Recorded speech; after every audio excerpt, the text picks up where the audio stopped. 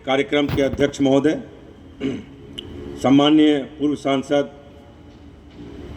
सुधा यादव जी, हमारे सम्माननीय पूर्व सांसद पूर्व मंत्री डीपी यादव जी, सम्माननीय गुना से सांसद कृष्णपाल यादव जी, गांव अवतार यादव जी, सिकंदर जी, सत्येंद्र जी और सम्मानित मंच और बैठे हुए हमारे सारे स्वजन बंधु, आप हमारा बहुत ही अच्छा सौभाग्य रहा है कि 1996 में जब मुलायम सिंह जी इस देश के रक्षा मंत्री थे, उस समय मैं उस लोकसभा में था, हमारे साथ डीपी यादव जी थे। हम लोगों ने मजबूती के साथ जो सरकार थी उसको मजबूती से समर्थन देने का काम किया था, लेकिन बहुत सारी परिस्थितियां थी जिसके चलते वो सरकार ज़्यादा दिन नहीं चल सकी। लेकिन हम लोग दोनों मात्र 18 महीना ही रहे और मुलायम सिंह जी जो काम करना चाहते थे हमारे श्रद्धेय, वो नहीं कर पाए क्योंकि समय कम मिला। यदि 5 साल की सरकार रहती, निश्चित तौर पर हम लोग जब नेताजी स्वर्गीय श्रद्धेय मुलायम सिंह जी से मिलते थे, हम लोग कहते थे कि आपको अहिर रेजिमेंट सर बना देना चाहिए, आप नहीं बनाइएगा तो कौन बनाएगा, क्योंकि समय मिलता था, सरकार कम दिनों रही, इसीलिए ये काम नहीं हो सका। आगे हमारे लोग इस प्रयास में लगे हुए हैं, हम लोगों का भी बराबर सहयोग मिलते रहता है। जो लोग भी हम लोगों के बीच आते हैं, निश्चित तौर पर हम उसमें सहयोग करते हैं। आप सब जानते हैं कि जो हमारा समाज है, ये इस देश में गरीब समाज है। इसकी जो आर्थिक स्थिति है वो अन्य जात से गरीब है। आपको लगता है कि हरियाणा के यादव संपन्न है, हरियाणा के यादव का मतलब पूरा देश का यादव नहीं हो। जब आप कहते हैं कि हमारी आबादी 14% है तो आपको बिहार को भी लेना पड़ेगा, झारखंड को भी लेना पड़ेगा, उड़ीसा को भी मानना पड़ेगा। यदि आप झारखंड, उड़ीसा और बिहार के गाँव में जाएंगे तो आपको लगेगा कि वास्तव में यादव बहुत गरीब है भी वास्तविक बात है। हम आपके बीच आज यहाँ MP 3 बार जीते हैं, 4 बार MLA जीते हैं बिहार से। यदि आप देखेंगे तो हमारी कितनी कुल ज़मीन है, हमारी कुल ज़मीन 2 एकड़ है, क्योंकि हम लोग गरीब हैं वहाँ। आप लालू यादव जी के बारे में जानिए, वो चपरासी का भाई था। हरियाणा के यादव और वेस्टर्न यूपी के यादव समझते हैं कि पूरा देश ऐसे ही है, तो आपको समझ में नहीं आता देश कहाँ है। आपको ये समझना पड़ेगा कि देश है कहाँ।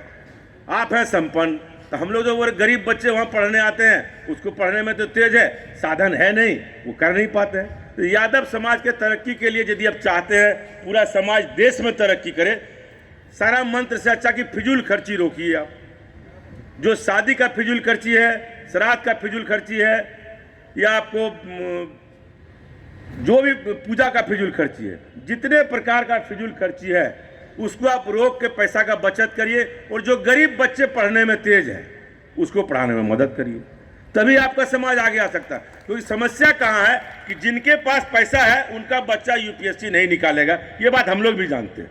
क्योंकि जब हम खुद से साधन संपन्न हो गए तो मेरा बेटा नहीं निकाल पा रहा है। सबका वही स्थिति है जितने हम लोग बैठे हुए हैं। बहुत कम के बच्चे, 1-8% जो हम लोग हैं साधन संपन्न अहीर समाज के, उनके बच्चे आगे पाते आता। आगे कौन है? जो गरीब है, उसको साधन है नहीं, पढ़ने में तेज है। 1 साल UPSC दिया, उसका रिटर्न निकला, ओरल में छट गया, उसको देखा कि भाई कुछ क्लर्क की नौकरी मिल रही, कर लो, बाल हमारे घर परिवार का कैसे चलेगा। ये समस्या है। और हमारे बच्चे पढ़ने में तेज है। हम किसी राजनीतिक पार्टी पर कोई चर्चा यहाँ करने के लिए नहीं आए, क्योंकि सामाजिक कार्यक्रम है। ना हम किसी RSS की चर्चा करते हैं, न किसी दल की चर्चा करते हैं। हम कहते हैं कि जो भी भारत सरकार है, जिसकी भी सरकारें रही हो, चाहे वो कांग्रेस की सरकार रही हो कि विश्वनाथ प्रताप सिंह की सरकार, जितनी सरकारी कोई काम किया तो इस देश में पिछड़ों के लिए उसका नाम है स्वर्गीय विश्वनाथ प्रताप सिंह। हम लोग नाम मत लीजिए, इसीलिए हम लोग पीछे हैं। जो काम करेगा उसका नाम तो हम लेंगे नहीं कभी। अर्जुन सिंह जी ने आपको मंडल कमीशन दिया, विश्वनाथ प्रताप सिंह ने आपको मंडल कमीशन दिया, हम लोग सब खाली नाम ही नहीं कभी लीजिएगा। जिसने जो काम किया है उसका भी नाम लेना चाहिए।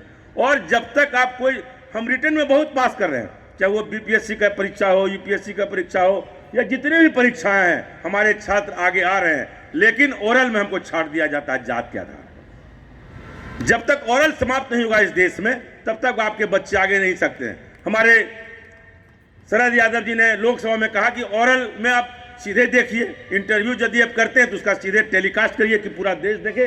तो आपने कौन सा क्वेश्चन पूछा? अभी जो इंटरव्यू इस देश में हो रहा है लेक्चरर्स का, बहुत सारे छात्र जो पढ़ रहे हैं वो जाते हैं इंटरव्यू देने, बोलता है क्या है, कहाँ घर है, क्या सर्टिफिकेट है, बोला ठीक है, 2 मिनट में बाहर कर देता है, क्योंकि पहले से लिस्ट बना हुआ है भारत सरकार का कि कौन कौन इस देश में बनेगा।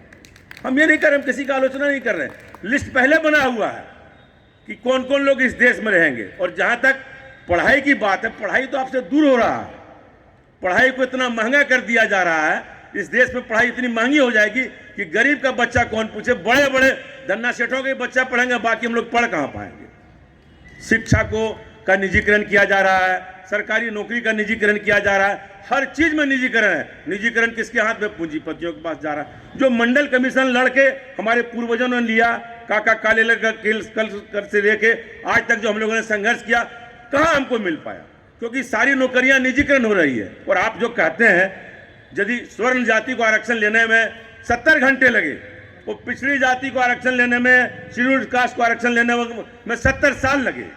सारा सुप्रीम कोर्ट, न्यायपालिका, सारे लोगों ने एक साथ कहा कि 10% आरक्षण सही है, जबकि एकदम सही नहीं है। ये बात है, उसमें एकता है। हम लोग विभिन्न बातों में फिजूल खर्ची में हम कोई बात नहीं करते। जितने भी सरकारें हैं, जो भी सरकारें हैं, हम लोग को एकजुट होकर पहले ओरल खत्म करा दीजिए, अपने आप हम आगे आ जाएंगे। जैसे हर चीज में ओरल में जो हमारा सर्टिफिकेट ज्यादा, फिर क्या काम भाई ओरल का, जब नंबर हम रिटन में 900 ला रहे हैं, हमारा सर्टिफिकेट 1 नंबर है, तब क्या ओरल लीजिएगा। फिर कौन देखने वाला है उसको, कोई मीडिया उसी का है, जुडिशरी उसी का है, सब चीज उसी के हाथ में है, आप कर क्या लीजिएगा। गिनती के कुछ एमपी हैं, वो दल के आधार पर बटे हुए हैं, हम अपने दल के खिलाफ बोलेंगे, हमारी सदस्यता उसी समय चली जाएगी। एंटी डिफेक्शन बिल का ये हाल है, इसलिए हम लोग भी तो बंधे हुए हैं। जिस दल में है उसी दल का गुणगान करेंगे, नहीं करेगा तो बोलेगा अगला बार मेरा टिकट काट देगा। हम लोग टिकट इसलिए निश्चिंत हो गए, बहुत बार एमएलए एमपी हो चुके हैं, सच्चाई बोलते हैं हमेशा।